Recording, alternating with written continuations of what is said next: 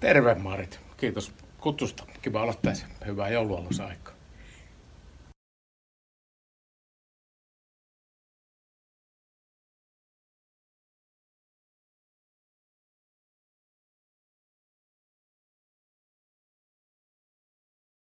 No, tämähän on Kokariklubi ja tämä on tätä vanhan varuskunnan vanha entinen elokuvateatteri, ja joka on nyt vähän uuden elämä saanut täällä. Ja täällä järjestetään konsertteja, vähän teatteriesitystä, tanssiesityksiä, erilaisia kulttuuritapahtumia.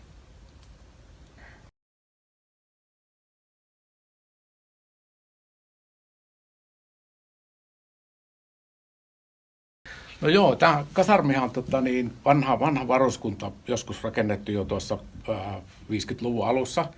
Ja varuskunnan toimintahan loppui vuonna 1998 ja se siirtyi Kajaaniin ja tuonne Sodankylän seudulle. Ja sen jälkeen tämä meni tyhjilleen ja tänne on vaan sitten pikkuhiljaa muodostunut tämmöinen yhdenlainen kulttuuritekijöiden joukko. Täällä on paljon taiteilijoita, bändejä sun muuta. Ja sitten erinäisten vaiheiden jälkeen semmoinen Kiinteistö Oy Hiukan piha hankki tämän oma itselleen ja on sitten kehittänyt tätä eteenpäin niin kuin tässä nykyisellään. Ja tätä kulttuuritoimintaa koittanut vielä eteenpäin.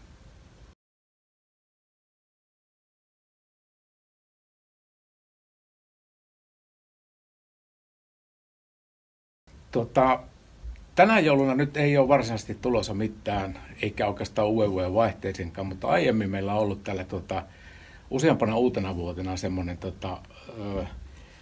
uuden vuoden tapahtuma, mikä on järjestetty pääosin tuossa pihalla, ja sitten tällä sisällä on ollut niin koko perheen tapahtuma, ja niin se just uuden vuoden juttu. Se sitten on huiputtanut aina ilotulituksen se homma, ja jossain vaiheessa se kasvoi jo niin isoksi, että meillä tuli vähän huoli siitä, että mitä me pystytään järjestämään. Ja nyt pariin vuoteen meillä ei ole pystytty sitä järjestämään, mutta toivottavasti joskus vielä jatkettaisiin niilläkin toimilla.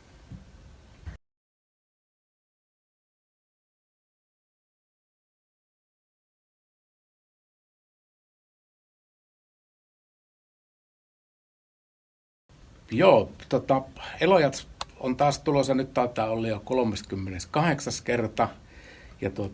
Ja no, vielä ei ihan tulevasta tarkkaan pysty kertomaan, mutta kyllä jälleen on tulossa ja varmaan jotakin uutta, vähän isompaakin tulossa siihen mukaan, kun on sen tämmöinen kulttuuripääkaupunkivuosi. Sen voi kertoa, että sitten siinä rinnalla on järjestetty tämmöistä Elojats-klubia, ja niitä on järjestetty täällä Hiukkavaara-alueella, ja nytkin ainakin niin kuin kevättalveksi on ja alkukesäksi on pari Elojats-klubia tulossa, ja niistä tarkempaa tietoa on tulossa sitten kyllä tässä ihan lähiaikoina.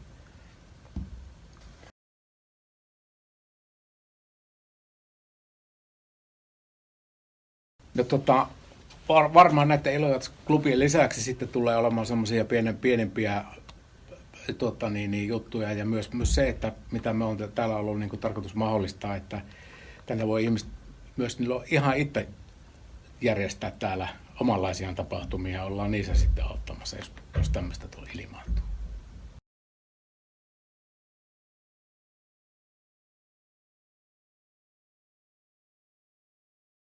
Kyllähän tässä on jo useampi vuosi vierähtänyt, ja olisinkohan nyt oli jo joku 12 vuotta niin kuin sillä lailla aktiivisesti näitä järjestämässä.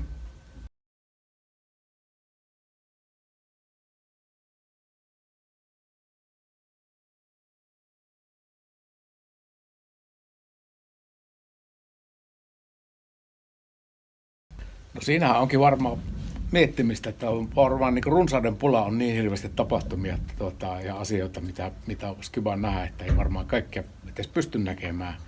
Mutta yksi semmoinen ainakin tosi tärkeä, mikä ajattelin kyllä hyvinkin tarkkaan katsoa, niin on syyskuussa semmoinen Maarit Ylitalon semmoinen näyttely, joka täällä Hiukkavaarassa järjestetään, niin siellä tullut ainakin käymään.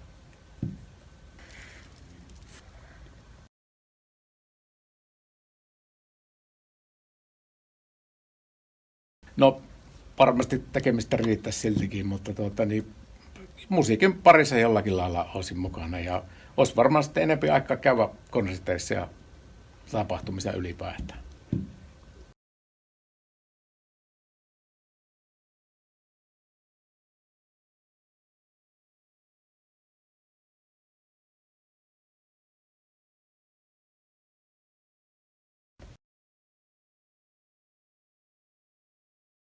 Totta kai.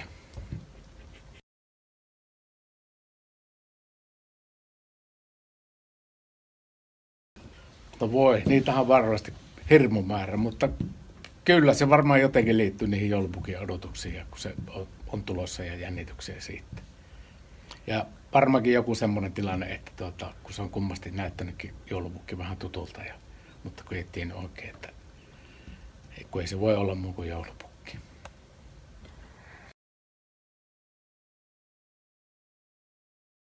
Kyllä kotosalla ja oma perheen parissa, ja se on paras tapa.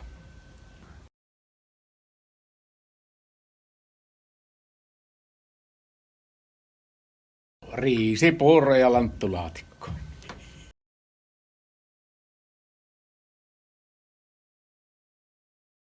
Voi mahdoton. Niitäkin on niin paljon, mutta tänä joulualalla nyt on kuullut semmoisen uuden laulun kuin Kunnon joulu. Ja se mua viehätti nyt kyllä tosi paljon, ja siinä jotenkin kerrotaan kaikista niistä tavallaan vähän niin kuin huonommista kokemuksista, mitä jouluaattona voi niin kuin ilmaantua perheen kesken. Niin Kunnon joulu tällä hetkellä suosikki.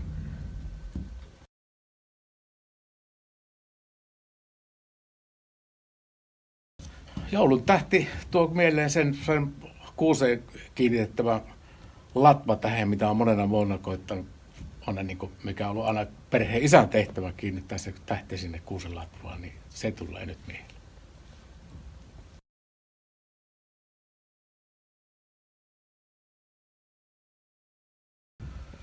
No siitähän tulee mieleen kello 12 ja sitten tulee se, kun siellä Turussa aina se julistetaan se joulurauha, niin tämä tulee kellosta mieleen.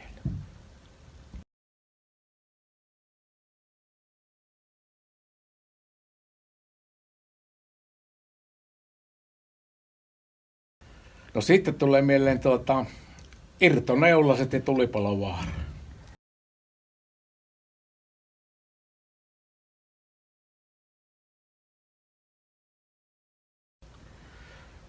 No tosi kivoja ja lämpimiä tunteita ja silleen, että niin joulurauha, semmoista rauhoittumisen aikaa, erittäin mukavia ajatuksia siitä tulee mieleen.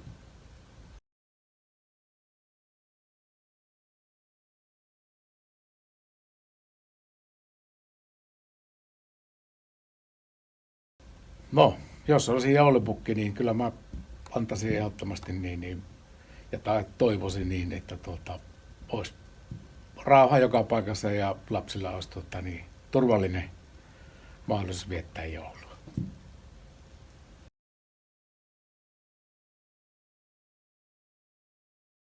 Kiitos.